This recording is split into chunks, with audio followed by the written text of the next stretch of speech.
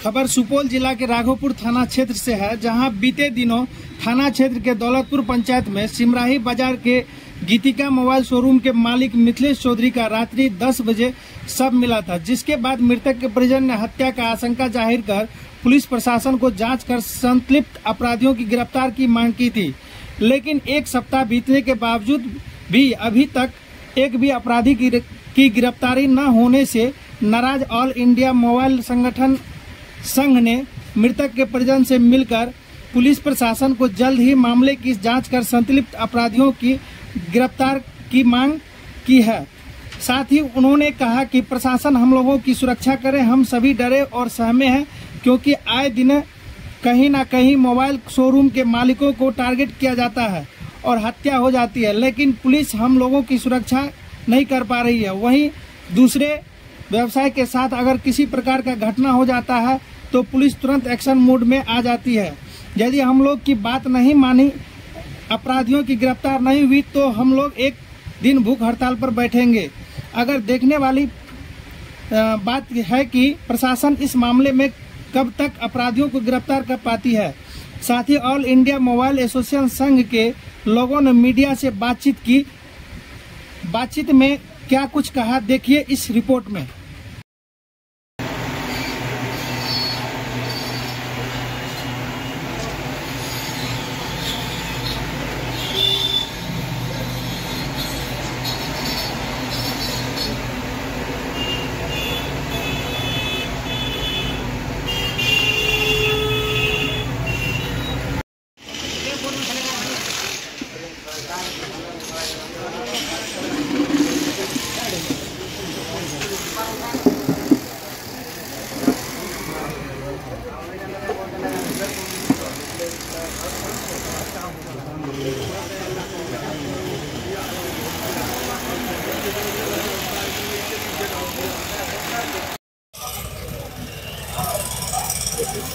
परिचय जानना चाहेंगे आपका?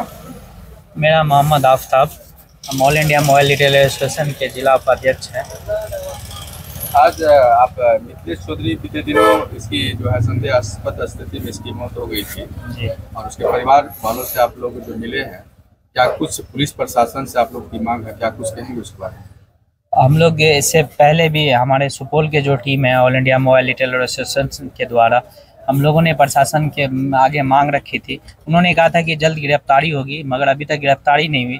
इसी के संबंध में हमारे all India mobile retail association के प्रदेश अध्यक्ष जनाब नवनीत केडिया साहब और उपाध्यक्ष मोहम्मद दिलशाद आलम साहब आए थे।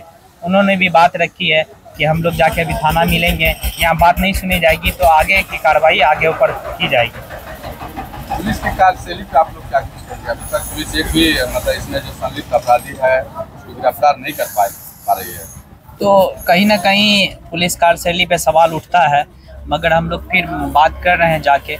आगे ये क्या बोलेंगे, नहीं होगा तो डीआईजी के पास जाएंगे, वहाँ से नहीं होगा तो हमारी टीम तो ऑल ओवर इंडिया में है मोबाइल रिटेल एसोसिएशन।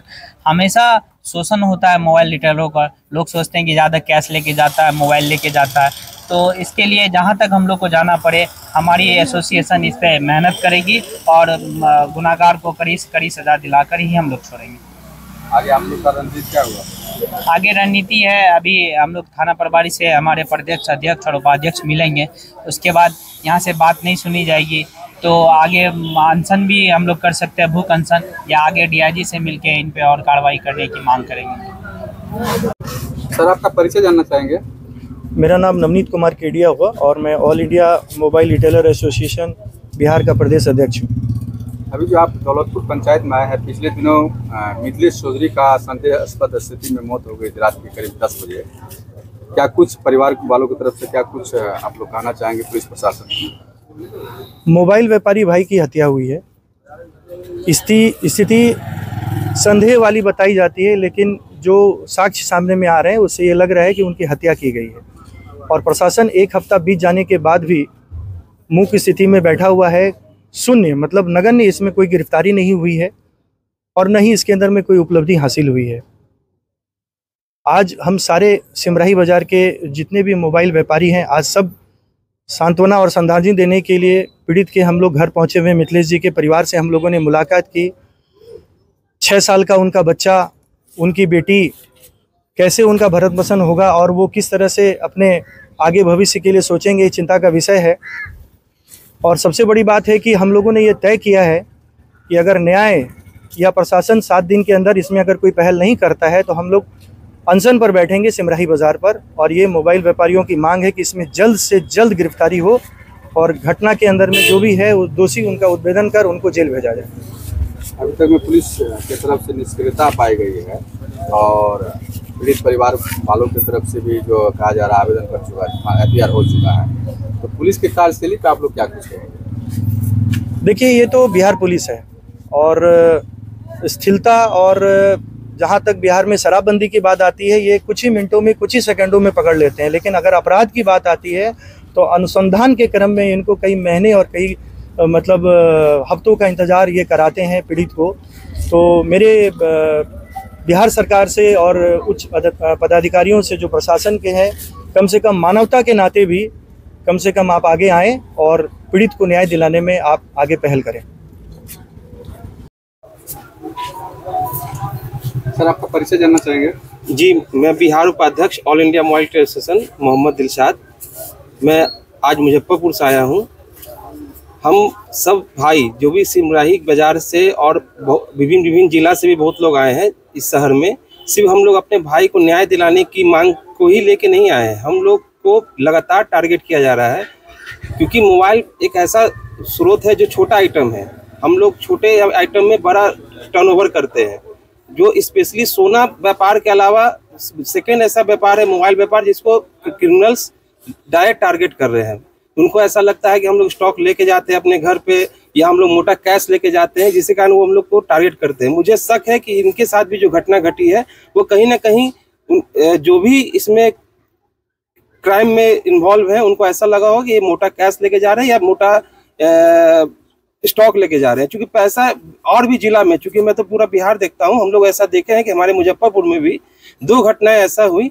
जो बेचारा घर से बंद करके घर जा रहा था उसको रास्ते में गोली मार दिया गया। बाद में जब पूछताछ हुई तो उसके बगल ही का एक दुकानदार निकला जो दूसरे व्यापार में संलग्न था। उसका कहना था कि ये हमेशा एक मोटा कैश लेके जाता था, मुझे लगा कि उस दिन उसके पास कैश है, लेकिन संजोग से उसके पास ये कैश नहीं था।